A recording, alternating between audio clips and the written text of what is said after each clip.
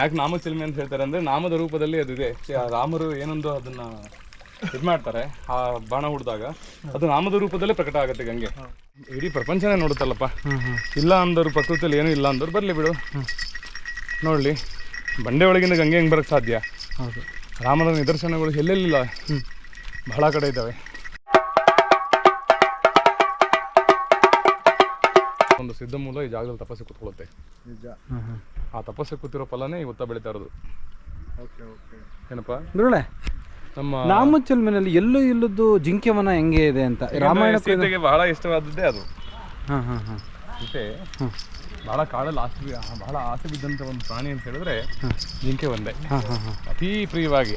ಆ ಜಿಂಕೆಯ ಮರ್ಮವನ್ನ ಅರಿತು ರಾವಣ ಏನ್ ಮಾಡ್ತಾನೆ ಅಂದ್ರೆ ಮಾಯಾ ಜಿಂಕೆಯಾಗಿ ಬರ್ತಾನೆ, ಗೋಲ್ಡನ್ ಡೀವ್ ಅಂತಾರಲ್ಲ ಹಂಗ್ ಬರ್ತಾನೆ.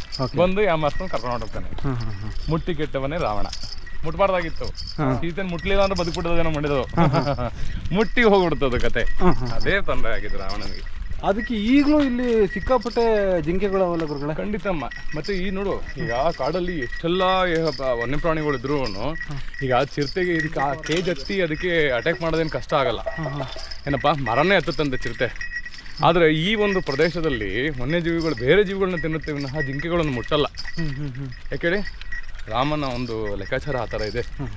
ರಾಮನ ತತ್ವ ಯಾವಾಗಲೇ ಒಂದು ಮಾತು ಹೇಳಿದೆ ನಿಮಗೆ, ಏನಂತೇಳು, ಪಂಚಭೂತಗಳಿಗೆ ಬೇಗ ಗೊತ್ತಾಗುತ್ತೆ ಮಗ, ಅದಕ್ಕೆ ಗರುಡ ಬಂದು ಬ್ರಹ್ಮರಥೋತ್ಸವಕ್ಕೆ ಪ್ರದಕ್ಷಿಣೆ ಹಾಕುತ್ತೆ ಅಂತ.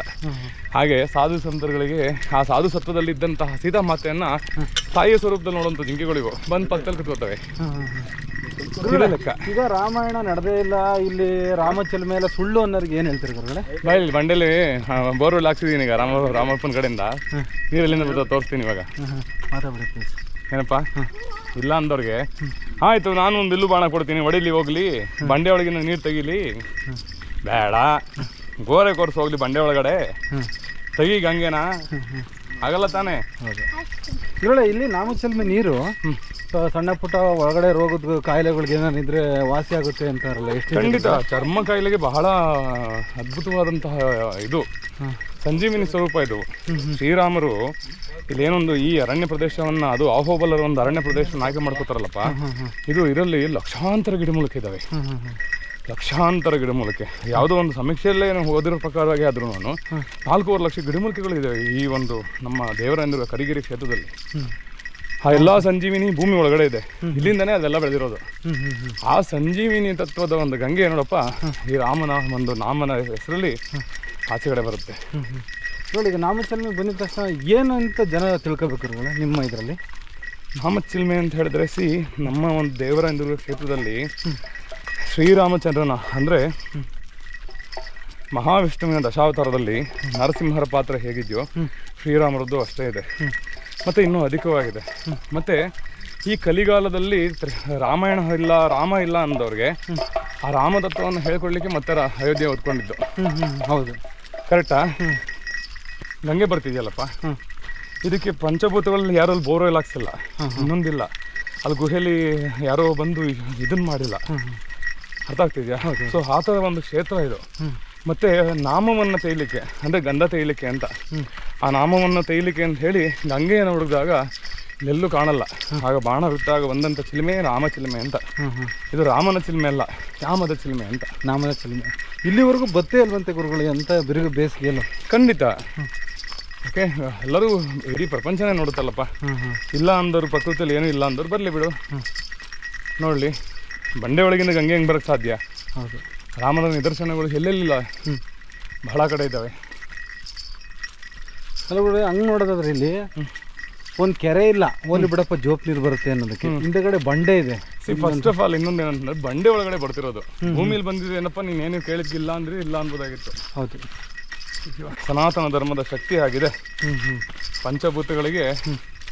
ಈಗ ನಮ್ಮ ದಕ್ಷಿಣ ಕಾಶಿ ಶಿವಗಂಗೆಯಲ್ಲಿ ನೋಡಿದ್ಯಲ್ಲ, ಹೌದೌದು, ಪಂಚಭೂತಗಳಿಗೆ ವಿರುದ್ಧವಾಗಿರ್ತಕ್ಕಂಥದ್ದು ಅದು ಶಿವಶಕ್ತಿ ಅಂತ. ಹೇಗೆ ಇನ್ನೊಂದು ಬೆಣ್ಣೆ ಕಾಯಿಸಿದ್ರೆ ತುಪ್ಪ ಆಗುತ್ತೆ, ಆದರೆ ತುಪ್ಪ ಬೆಣ್ಣೆ ಆಗೋದೆಲ್ಲಿ?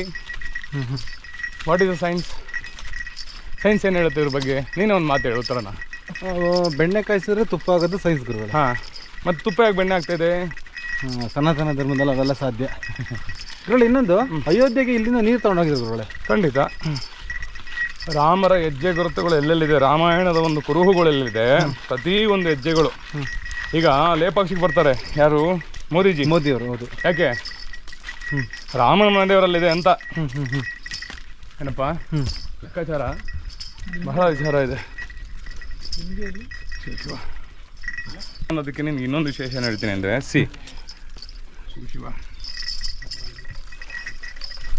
ನೋಡಿ ಇಲ್ಲಿ ಕರೆಕ್ಟಾಗಿ ನೋಡಿ, ನಾಮದ ಬಿಂದು ಇಲ್ಲೊಂದು ಕಡ್ಡಿ ಹಣೆ ಮೇಲೆ ಇಟ್ಟರೆ ಹೆಂಗೆ ಕಾಣುತ್ತೆ?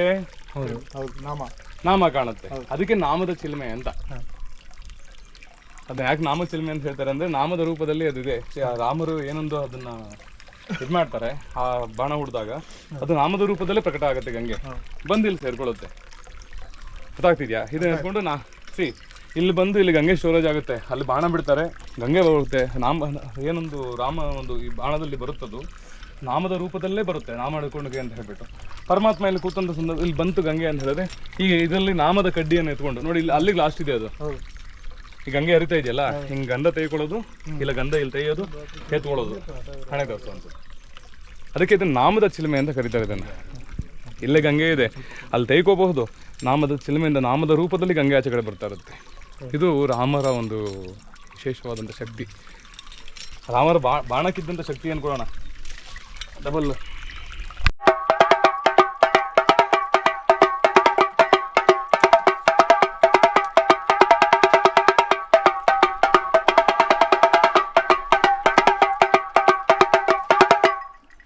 ಜೈ ಜೈ ಶ್ರೀರಾಮ್. ಜೈ ಶ್ರೀರಾಮ್.